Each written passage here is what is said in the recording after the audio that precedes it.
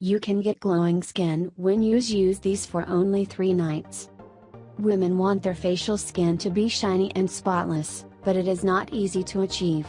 Therefore, there is a large variety of products that promise to remove spots, and although some may be effective, it is important to know that the chemical in this kind of product only cause severe damage to our health.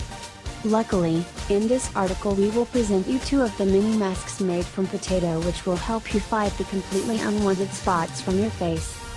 What do you need in order to eliminate the spots from your face? 1. Potato and lemon. You need 1 potato, half a lemon juice. Blend the potato and then add the lemon juice and mix until it is all integrated.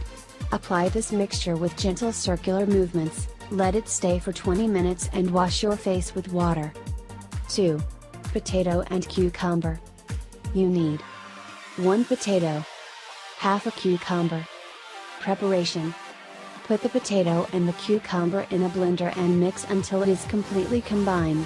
Apply the mixture with gentle circular movements on your face, let it stay for 25 minutes and wash it with plenty of water.